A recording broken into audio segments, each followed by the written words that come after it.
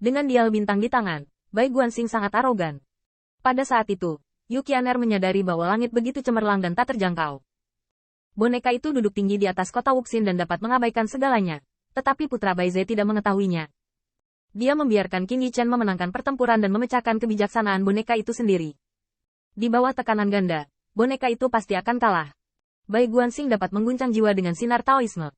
Jika dia secara pribadi mengambil tindakan, dia akan merebut formasi kaisar dengan memperbaikinya. Dia memberikan Qin Yichen kepada orang banyak, tidak hanya untuk memungkinkan dia untuk mengalami, tetapi juga untuk meningkatkan tekanan pada kaisar boneka. Dan yang paling menakutkan Yu Qian'er adalah bahwa susunan pembunuh berdarah tidak hanya naik perlahan, tetapi secara bertahap ditelan oleh tombol bintang yang dipegang erat oleh tangan Bai Guanxing. Itu adalah putaran tombol bintang dengan bagian bawah Yin dan Yang Taiji dan barisan kaisar sebagai permukaan. Ini cukup untuk disebut sebagai senjata kekaisaran. Dengan prestise kekaisaran, itu bisa menjadi senjata kekaisaran. Ketika Bai Guanxing datang ke sini, dia mengatakan bahwa pada awal bahaya yang berisi lautan api yang menyala-nyala, dia akan menghancurkan waktu dan ruang, dan tempat di mana mereka semua datang tidak berada di bawah kendali kaisar boneka. Hal ini menyebabkan Qin Yichen dan beberapa orang bertemu dengan Yu Qian'er. Bai Guanxing pertama kali membuat Yu Qian'er harus menandatangani kontrak surgawi, dan pada akhirnya, itu untuk merebut wilayah kekaisaran kaisar boneka untuk membuat senjata kekaisaran. Ini di depan kaisar boneka, rebut formasi kaisar, dan jadilah harta Tao untuk diri sendiri. Saya melihat pola darah yang tak terhitung jumlahnya terbang di sekitar. Semua dituangkan ke dalam dial bintang secara bertahap. Dial bintang tidak lagi di bagian bawah Yin dan Yang, tetapi lautan darah muncul. Di lautan darah, pupil darah yang padat tampak berkedip, dan gelombang darah terus melonjak, tetapi mereka ditekan dan ditenangkan oleh kekuatan gaib Bai Guanxing dan Qin Yichen, akhirnya mengolesi bintang dengan darah. Tetapi Yu Qian'er sangat jelas bahwa pemutar bintang telah selesai, dan lautan darah kembali. Di masa depan, hanya orang kuat yang memegang pemutar bintang yang dapat menelan jiwa lagi. Bintang itu seperti cermin yang menghilangkan jiwa. Begitu muncul, bahkan jiwa kaisar dan roh kaisar tampaknya terperangkap di dalamnya. Namun, pada saat ini, dial bintang di tangan Bai Guanxing terus-menerus bergetar. Itu adalah lautan darah yang melonjak, seolah-olah akan terbang keluar dari dial bintang. Itu adalah boneka yang menggunakan kendalinya atas kekaisaran. Formasi untuk meledakkan lautan darah. Dia tidak akan pernah membiarkan Bai Guanxing. Di depannya, dia merebut formasi kekaisarannya dan menyempurnakannya menjadi senjata kekaisaran. Lautan darah terbalik, dan dunia terbalik. Yu Qian'er hanya merasa bahwa bintang itu sangat kacau, dan Anda harus tahu bahwa bintang itu dipegang oleh putra Bai Ze pada saat ini. Jika lautan darah meledak sesaat, maka yang pertama menanggung beban adalah putra Bai Ze. Dengan kata lain, sekali meleset, jiwa putra Bai Ze akan terluka parah. Dia masih seorang kaisar, dan pukulan ini cukup untuk membuatnya menjadi pukulan berat. Bai Guanxing mengambil kastanya dari api. Ini benar-benar menari di ujung pedang. Ini menunggangi wajah boneka, memukul wajah boneka, dan merebut formasi kekaisaran boneka. Menghadapi gelombang darah yang melonjak, Bai Guanxing tersenyum dingin, melihat bahwa dia memegang bintang di satu tangan, dan ujung jarinya di sisi lain seperti listrik, terus-menerus menjatuhkan jari-jarinya ke lautan darah, mengubah ujung jarinya menjadi Optimus Pilar, dan dia bisa mengatur Hyping. Saya melihat bahwa ujung jari Bai Guanxing tampaknya memutar masa pasta.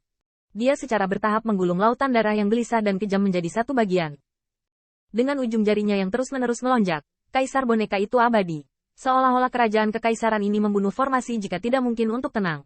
Bai Guanxing tidak diizinkan untuk merebut formasi kaisarnya dan memperbaiki senjata kaisar. Oleh karena itu, Bai Guanxing mengaduk lautan darah. Pada akhirnya, kedua jarinya tiba-tiba terlempar keluar, seperti sungai dan laut. Saat dia menunjukkannya, itu adalah darah tanpa batas. Dan cahaya berdarah ini dilemparkan ke atas jurang, menyebabkan jurang maut itu runtuh dan kekosongan dimusnahkan. Anda Qian'er melihat di ruang dan waktu yang runtuh bahwa leluhur bayi darah dipukuli dengan kejam oleh 3 boneka. Tanda seru. Dan adegan ini membuat senyum Bai Guanxing sangat licik. Blood Infant Patriarch, mari kita bertemu lagi. Yu Qian'er dapat melihat dengan jelas bahwa putra Bai Ze menggunakan lautan darah yang gelisah untuk mengobrak-abrik kekosongan dan meninju jurang maut. Dengan cara ini, lautan darah pada bintang tampak sedikit kering, seperti lautan kekeringan. Tetapi putra Bai Ze sebenarnya menolak kekuatan kekerasan yang digunakan boneka itu untuk memadatkan formasi kekaisaran, dan menggunakan ini untuk menghancurkan ruang. Meskipun demikian, bintang ini tampaknya agak tidak lengkap dalam hal artefak kekaisaran, seperti Kaisar Wei Kudun. Tetapi Bai Guanxing bahkan dapat menangkap arai pembunuh realem kaisar. Setelah masalah ini, tidak bisakah itu diperbaiki? Pergilah. Kekosongan terus-menerus menyembuhkan. Seolah-olah boneka itu tidak mau membiarkan Bai Guanxing bertemu dengan leluhur bayi darah seperti yang dia inginkan. Tetapi yang terakhir secepat kilat, dan bahkan kemanapun dia lewat. Angin dingin membekukan benang darah yang tak terhitung jumlahnya yang menyembuhkan seperti keropeng darah. Qin Yichan mengikuti dengan cermat. Apakah mereka akan menghadapi leluhur yang berdarah? Berbicara tentang orang yang merampok mereka, dia bukan orang yang keras kepala. Tapi itu sudah cukup untuk disebut musuh. Dalam pertempuran di udara ini, Kaisar boneka yang jatuh pada akhirnya. Tetapi dia tidak mengambil tindakan secara pribadi. Dan Yukianer juga mengikuti dengan cermat. Pada saat ini, memegang paha putra Baize tidak akan dianggap sebagai pelanggaran terhadap tuannya. Hati Yukianer bergetar diam-diam. Dia samar-samar telah menebak rencana putra Baize. Jika berhasil, maka di kota Wuxin, dapat dikatakan bahwa putra Baize akan segera dapat menjadi liar. Yukianer juga menjadi cemburu pada boneka itu. Meskipun boneka itu dikalahkan oleh putra Baize dalam hal bakat dan sarana, dia telah mendengar dari guru bahwa yang terakhir hanya kalah sekali dalam hidupnya. Dan itu adalah kekuatan untuk kalah. Mampu bergulat dengan putra Baize, bahkan mendengarkan makna mantan. Tampaknya boneka itu telah lama menyadari putra Baize. Kaisar kota yang tidak disengaja ini benar-benar menakutkan. Suara mendesing. Kerumunan merobek sungai darah dan melintasi kehampaan. Seolah-olah mereka telah tiba di sisi lain kota Wuxin. Tetapi sebelum melintasi ruang virtual, Qin Yichan melihat leluhur bayi berdarah dipukuli. Dipukuli dengan kejam oleh 3 boneka tirani. Saya melihat bahwa ketiga boneka ini memancarkan kekuatan kekaisaran yang bergejolak, terutama ketika mereka melintasi kehampaan. Setelah kontak tatap muka, Qin Yichan hanya merasa marah dan terbunuh, dan bisa melawan dunia, membuatnya ketakutan. Bisakah boneka benar-benar menjadi kaisar? Bisakah mereka berlatih sendiri? Jika boneka dapat berlatih kultivasi sendiri, itu pasti suatu prestasi terobosan. Dan pencapaian ini sendiri setidaknya dapat dicatat dalam catatan sejarah. Dan bagaimana Wayang mempraktikkan pencerahan? Bagaimana mereka bisa memahami Dao Wei? Bagaimana cara mengambil jalan kaisar? Tentu saja, ada kemungkinan lain, yaitu, ketiga boneka kerajaan ini diciptakan oleh kaisar boneka. Kemungkinan ini juga yang tertinggi. Tetapi bahkan jika kemungkinan ini, Qin Yichan juga ketakutan. Ini adalah pencapaian yang dapat dicatat dalam catatan sejarah. Menciptakan boneka kerajaan kekaisaran. Ini sama mengejutkannya dengan memadatkan pil kaisar dan membangun formasi kaisar. Bahkan Qin Yichan merasa bahwa kesulitan membuat boneka ranah kaisar mungkin lebih sulit daripada menumbuhkan murid ranah kaisar. Bagaimanapun, boneka itu tampaknya tidak memiliki apa yang disebut kecerdasan dan kebijaksanaan spiritual.